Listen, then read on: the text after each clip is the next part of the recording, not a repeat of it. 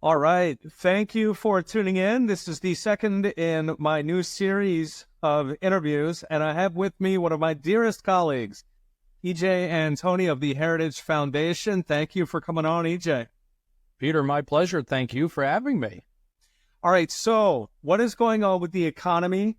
That's what I wanted to invite you on. When I invited you on, it looked like Joe Biden was still going to be president. So if we have time, I want to get your thoughts on that as well. But okay, so kicking it off, where are we on the economy, the Bidenomics miracle? Oh yeah, what a miracle it is! The miracle is he was handed an economy growing at an annualized rate of $1.5 trillion with 1.4% inflation, and in 18 months. He managed to deliver 2 consecutive quarters of negative growth and 9% inflation. I mean, for perspective, again, a year and a half into his presidency, the monthly inflation rate was almost as high as the annual inflation rate when he first took office. So, we hit the 12x button and jumped to warp speed there. I mean, look, it's the result of the government spending, borrowing, and printing trillions of dollars. It doesn't have. And at the end of the day, this is all paid by people, as you know, Peter, right? And every dime the government spends is a dime that it's got to take from the people. It's got lots of different ways that it can take that money. And under Biden, the preferred method seems to have been inflation. And as consumers increasingly have used up their, whether it's pandemic era savings or pre-pandemic savings, they've really depleted their savings. I mean, the savings rate is less than half of what it was before the pandemic now. Really, the only people who have savings left are high income earners, those who have been disproportionately less affected by inflation. And so as consumers have eaten away their savings in order to keep up with the cost of living crisis, they are then going into debt. That's why we have $1.1 trillion in credit card debt, despite the interest rates on those credit cards being within, I think, a 0.25 percentage point of a record high. So ordinarily, that kind of thing would discourage the borrowing behavior of people putting more things on credit cards. But the problem is they're not putting, a jet ski on the credit card. They're putting their monthly grocery bill on that card. One of the really scary things, Peter, is within the last year and a half, 2 years, there have been a couple of companies that have popped up. These are financing firms, but literally the only thing they will let you finance is food.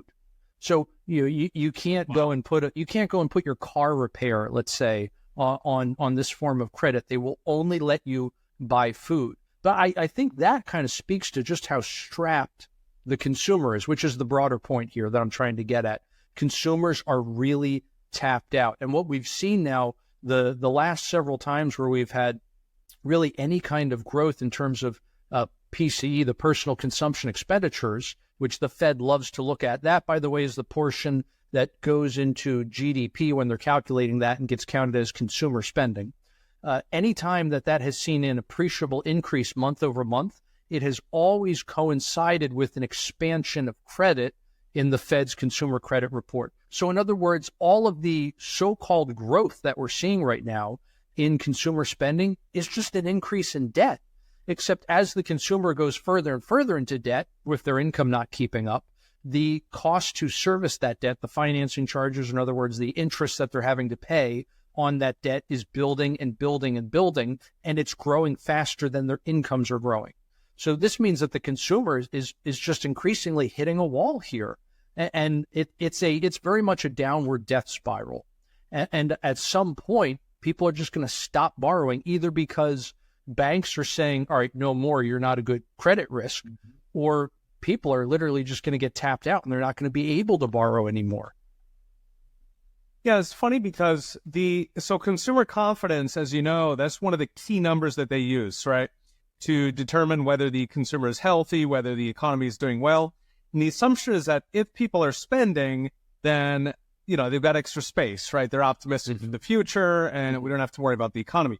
But as you say, right, it's one thing if people are spending on jet skis, right? That may suggest that they've got extra space in their finances. Of course, there's idiots who buy jet skis they can't afford.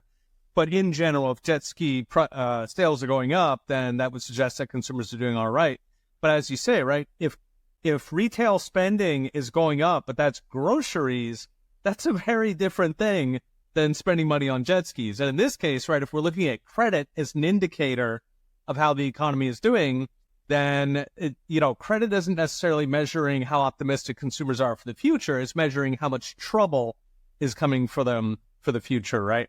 Right. Exactly, Peter. It's such a good point. I mean, American families at this point are spending about $240 billion annually just in interest on credit cards. Now, that's not paying the balance down, right? We're not talking about putting a dent in the outstanding balance, how much you owe. This is literally just servicing that debt, paying the financing charges, and nothing more. That's pretty scary. And again, it increasingly speaks to what is becoming, I think you could call it a two-tiered society, right? Where you have mostly older Americans who already have assets which are constantly appreciating in value from the Fed printing money all the time, and their wages tend to rise with inflation relatively closely, whereas lower income folks typically don't have those assets. They don't have, whether it's equities or homes, doesn't matter. They don't have those assets already. So they're now facing a world where their incomes have just nowhere near kept up with the asset bubble. And again, lower income folks tend to have jobs where the wages and salaries adjust slower to inflation. So that's one of the reasons why they disproportionately bear the brunt of inflation. The other thing is you get a lot of substitution, of what I like to call a substitution effect during these times of very fast inflation. And essentially the way it works is it's kind of a cascading effect where, if you can imagine, let's say upper middle class folks who ordinarily would buy some very nice cuts of beef for themselves, each week or maybe multiple times a week. So they're going out, they're getting some prime ribs, some New York strip, some filet, whatever the case, maybe some bone-in ribeyes. I'm a tomahawk chop fan myself, but anyway, so that's what they're usually doing. And now they're looking at these prices and saying, holy smokes, we got to cut back a little, right? Even we're starting to feel the pinch. And so what do? Well, they start buying cheaper cuts of beef. Maybe they buy ground beef every once in a while. And then the middle-class families who are already buying, let's say, ground beef disproportionately, they also decide, well, we need to cut back too. And maybe they just stop buying beef entirely. They start buying chicken or pork, whatever the case may be. So in other words, as all these families start buying things that are less expensive, relatively, right? Everything's gone up in price, but, buying ground beef for $5 a pound is certainly a lot cheaper than the filet for $20 a pound. So you end up with consumers increasingly shifting their demand down into the things that were disproportionately purchased by lower income or even lower middle income folks. So now you have an increase in demand on top of the increase in price from inflation. So that increased demand is going to drive up prices. Meanwhile, there's less demand now for things like filet, which actually puts downward pressure on the luxuries that those higher end consumers were buying in the first place. And actually, this is one of the reasons why when you have these periods of high inflation, a lot of our inflation statistics just aren't really capturing what's going on. These measures are meant to be consistent, not accurate. And with going back to personal consumption expenditures, PCE, there's a PCE price index, but it doesn't actually measure a consistent basket of goods and services over time. Instead, it measures what people are buying right now, and it measures how much those things have changed in price. So the really crazy thing is, again, let's use the beef example. Imagine I was previously buying some really nice cuts of beef for like $20 a pound, and now I'm switching to ground beef for $5 a pound. The way that substitution gets picked up in the price index is I have reduced how much I'm spending on beef. And so that actually shows up as not inflation, but deflation when you get those very radical substitution effects, which again are common in these periods of high inflation. And that's one of the reasons why consumer spending looks as good as it does right now. It's being overestimated because we're not taking enough out from higher prices. And that's something that you and I we've been talking about it together. We've been talking about it in different articles and interviews, that the question being, are the inflation numbers accurate? I think people on our side, there's a lot of skepticism whether these numbers are correct. I mean, every month they come out and people just laugh them off. But what's often missed in that is that if the inflation numbers are wrong, not only are things more expensive, but what then does that do to questions like, what's the GDP growth rate? Are we actually getting wealthier? So what are your thoughts on that? Like, how far off are we, do we think, on inflation, and what would that imply for the rest of the economy? That's a great question. Unfortunately, there really seems like there's something that breaks in a lot of our statistics around March of 2022. This is particularly true for a lot of the labor market statistics. And that's when, for example, the household survey really takes a totally different turn. You can look at things like labor force participation, types of jobs like full-time versus part-time, et cetera. And there's a noticeable difference. Job openings, same thing.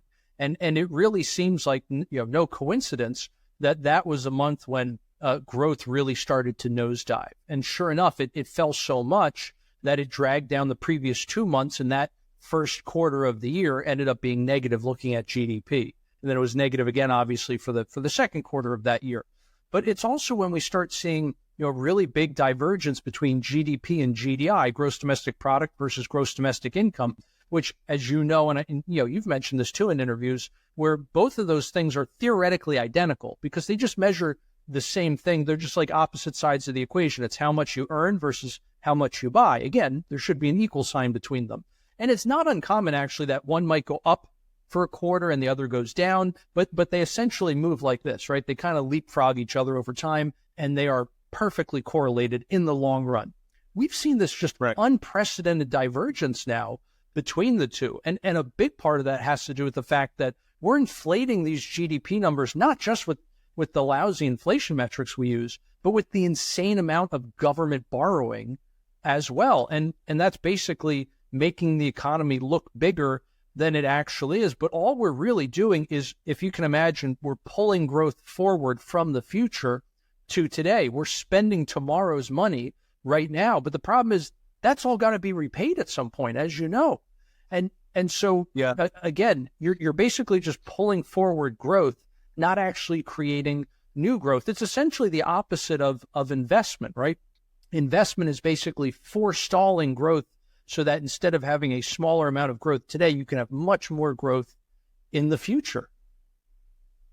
And it's funny because that's sort of the premise of Keynesian business cycle management, right? The idea is you spend more money, so you saddle the future generations with debt, so you can bring the growth forward.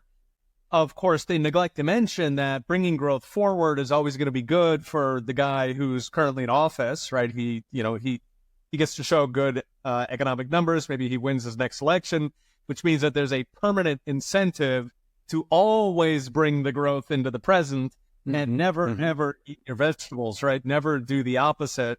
But I mean, government, the kinds of deficits that we're seeing now, right, that puts that on steroids. I mean, this is to a degree. I mean, have we seen in recent decades deficits that have been this large as a percent of GDP? Of course, in dollars, they're massive. I think they're unprecedented, even since World War II. But have we seen these kind of GDP deficits in, back in the 80s or 70s? I don't know if you're familiar with the numbers from back then.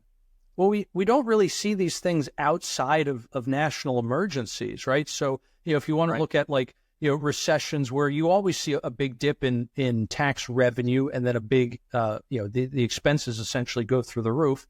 So that's where you would normally get the big deficits. You mentioned war, right? When it's, again, national emergency like war, like recession, or, you can even throw in COVID if you want, even though that was silly is the most appropriate word I can think of at the moment. But that's when you would normally see this kind of lopsided federal balance sheet. The problem is that what the Biden administration essentially did, and along with their big spenders in Congress from both sides of the aisle, right, both Republican and Democrat here, they basically just replaced one-time emergency spending from COVID with all their pet project boondoggle spending. So they institutionalized those deficits. And the consequence of that is now we're like perpetually in an emergency state. So, I mean, if we can use a medical analogy here, it's kind of like, when you're under a lot of stress and your body starts releasing hormones so you can get through that stressful time, it really pushes a lot of your systems, to the brink, let's say. And in the short run, that's perfectly fine. In fact, it's actually kind of healthy. There's some research that shows that can actually help reduce your your instances of cancer. Fasting is a good example of that, right? It actually can help your body get rid of some of those cancerous cells, potentially cancerous cells. Except what happens if you do that all the time? If your body is constantly stressed, well, it does the opposite, right? If you're constantly stressing the body out, it doesn't help you lose weight. You put on weight, and so that's essentially, I think, where we are today.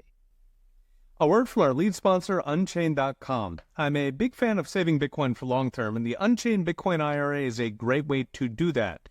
You get the tax advantages, and if it's a Roth IRA, you're not going to pay capital gains so long as you hodl. Most Bitcoin IRAs make you give up control, which can expose you to exchange hacks or even relending it out like banks do. With Unchained, you control the keys to your Bitcoin, which means you always know it's there. They also provide one-on-one concierge service to walk you through it and answer any questions. Why pay more in taxes than you need to? Set it up today at Unchained.com and use promo code PETER to get $100 off a Bitcoin IRA. Now back to our show. There's a great book for listeners called Crisis and Leviathan by Bob Higgs, where he talks about that process, that you have this ratchet, and every time you have some sort of crisis come along, the government gets bigger in response to the crisis. It's not always wars, right? That was also the case in 2008. So you get this ratchet where the government gets bigger.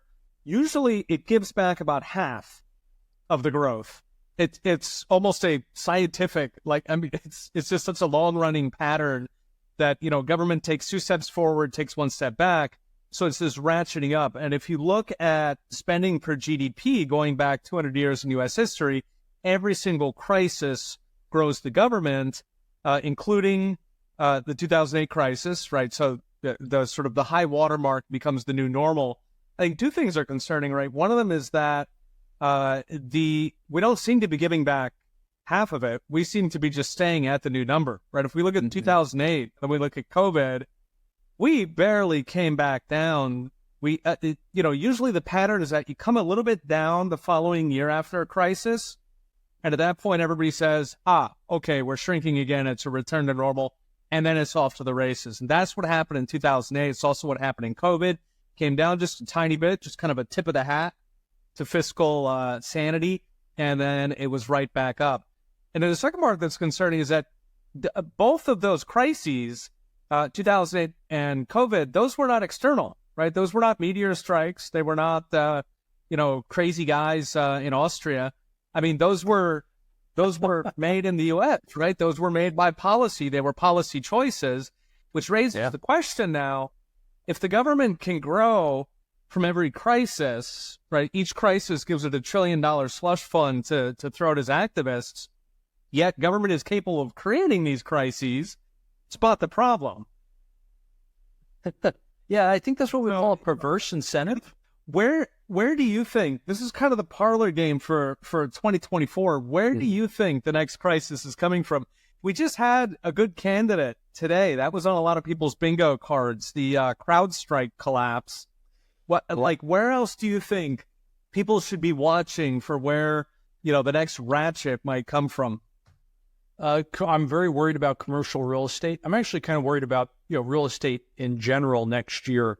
This is one of the reasons why I feel like I'm almost not as invested in this election as I should be, because there seem to be so many ticking time bombs set to go off in 2025 that part of me says, does it matter who's in power at that point, right? Like the bomb's going to blow up anyway. I don't think for so many of these things, Peter, I think it is already baked into the cake. So let's, if we can, with commercial real estate real quick.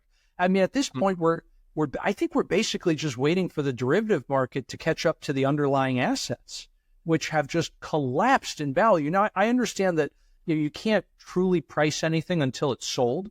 So that's probably part of what's going on right here. But we have to confront the fact that every time one of these assets is being sold, I mean, it's a fire sale. Yeah. Well, and your point raises a question, right? Which is that if you're valuing things as an economist, you can absolutely value things before they're sold, right? If every house in your neighborhood went to zero, because they put in a plutonium factory up the street, every house went to zero, but you haven't sold your house is worth zero, right? Maybe you can live in it, but it's worth zero. The problem, of course, is that banking regulations allow them to pretend that things are worth fictional values, right? So talk a little bit about that, especially, what do they call it? Embrace and extend in loans. Bank of America is, I think, a really good example of what you're talking about, where, they've literally said, we have, like 100 billion or whatever it is in unrealized losses, but we don't anticipate having to realize any of those losses. So somehow they think that all of these revenue streams are basically just going to happily continue as is. And that somehow none of these assets are going to need to be liquidated to, let's say, I don't know, pay depositors. And that's particularly concerning for a couple of reasons. One, there's over $100 billion right now in outstanding loans from the Fed's bank term funding program, which was the emergency lending facility they had to set up in March of 23, when banks were starting to collapse because they had so much in unrealized losses, and they were having to sell those assets at, again, fire sale prices in order to try to pay the depositors who just wanted their money back. Thank you, fractional reserve banking. I know you're such a big fan. Massive. Yep. So basically, all of the commercial real estate that we're seeing sold right now, again, is going for pennies on the dollar. Once you realize, where is all this commercial real estate? It's all being held with the small banks.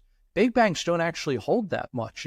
Not just is there a huge difference in terms of percent of the balance sheet, where it's like 7% for big banks, then 30% for the small banks.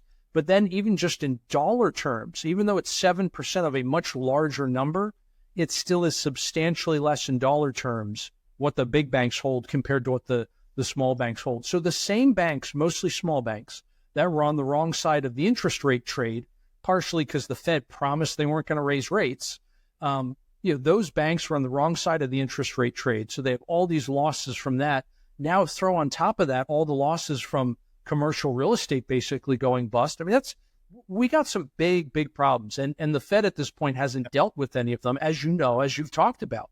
They have just papered over the existing problems. I mean, I remember talking to a couple of financial professionals who, unlike us who are economists, they do asset management. So they're a little more in the Wall Street world, and both of them were talking in 2019 about how commercial real estate felt like a bubble and that it was probably going to pop soon. Now, a lot of those loans just got refinanced at near zero interest rates in 2020, and so that kind of helped reinflate the bubble so it didn't pop. But I think the air is finally starting to come out of that thing. I think you're right. And, you said papered over. I mean, that, I think, in many ways describes the entire financial system at this point. Mm-hmm. Banks pretending that assets are worth a given amount. That then filters through the entire system.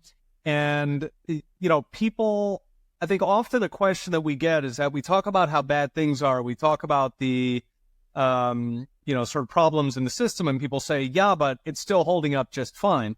And I don't think people understand that a lot of this stuff is papered up. It's like you've got a plane with a bunch of parachutes, and that they're not actually parachutes. They look like parachutes, but they're not really parachutes. And so the question is, at what point are we going to need those things that we're going to discover what they actually are? If we don't get a change in leadership in the country, we'll talk about a change in leadership in a sec. But if either Biden continues or some Biden clone who's run by the same handlers, if they continue, do you think that we'll see some sort of a blow up in the next 4 years? I think that's very, very likely. Now, unfortunately, I don't think the holders of those bad assets are actually going to be the ones who really have to pay much of the cost, right? I mean, we've got to remember, every time the Fed steps in and bails somebody out, they're doing it with money that's just simply being created out of thin air. And while it is oftentimes benefiting a lot of their cronies, right? I mean, every time, a small bank collapse, Jamie Dimon just starts wringing his hands in excitement. Not that he's even the worst, actually, by the way. I don't mean to disparage him, but he does happen to be, king of the hill at the moment.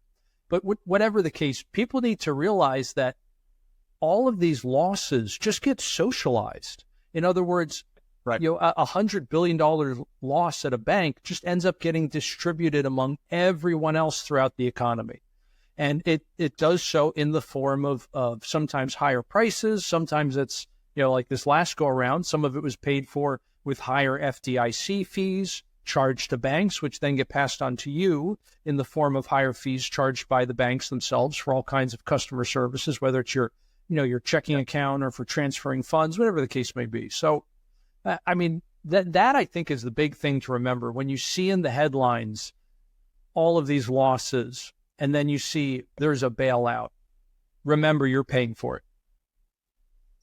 Yeah, an image I like is somebody's basically sitting there with a slicer. It's like a salami slicer, and every single time somebody gets a bailout, they slice a tiny bit off of every single dollar you own, every dollar you're in line to receive. If you're on something like Social Security, it's updated with a delay. If you're on a fixed income, if you have a pension, right? All the dollars in your possession, all the dollars you will receive, they all get sliced off for this guy. And typically, that's because he kept up his donations. Even with Sam Bankman-Fried, they were very vague about whether they were going to explore any of his political donations. I don't think they did. I don't think they touched the political donations, which is pretty impressive. The guy was having coffee with the SEC chair. I mean, he was being fed it all over Washington. It was actually plebs who discovered the FTX fraud and exposed it.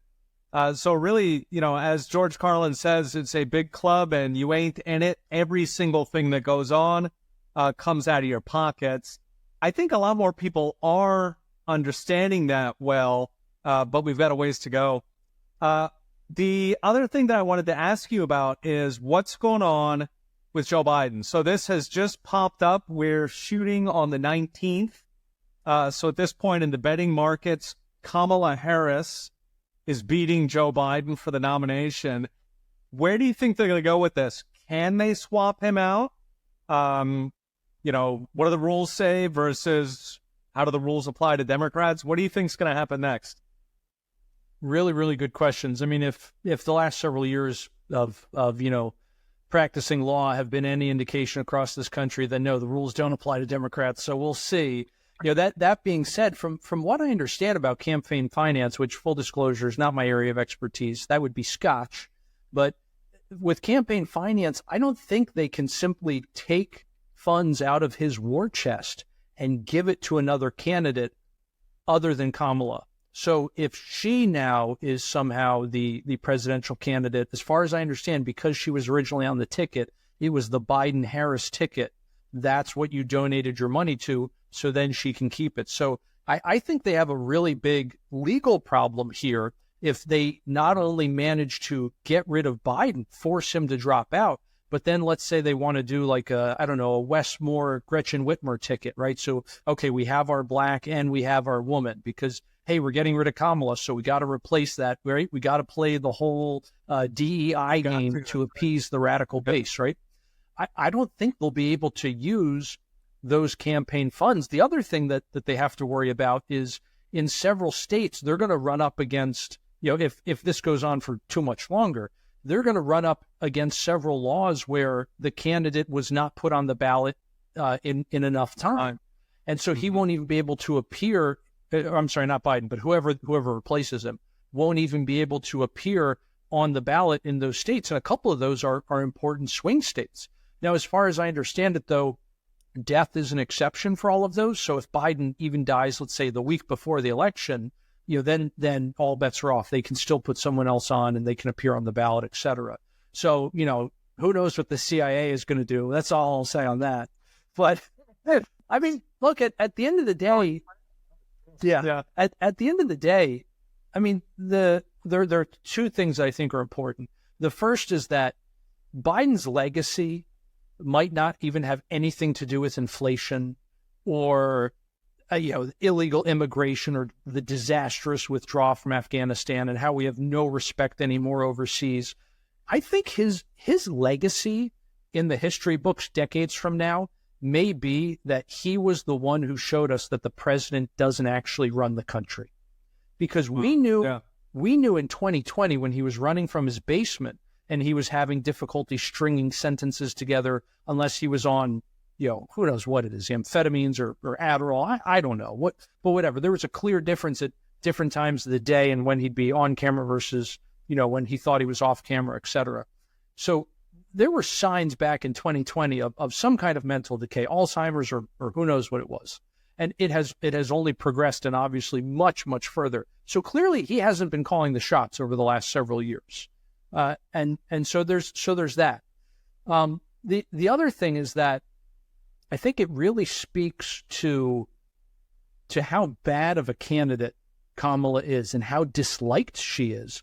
There was a pollster on, I think it was CNBC, saying how she is the third most disliked vice president ever. I think it was Dan Quayle was more disliked than her, and then Aaron Burr, who literally murdered not a president, a Treasury secretary.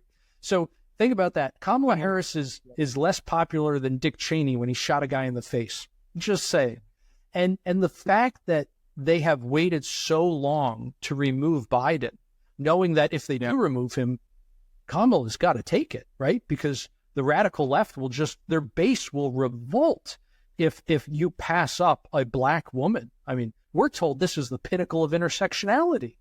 So you pass her up and the base just won't allow that. So Kamala is so disliked and the establishment is so afraid of putting her on the top of the ticket that they've been willing to let the dementia patient run out of fear of getting her.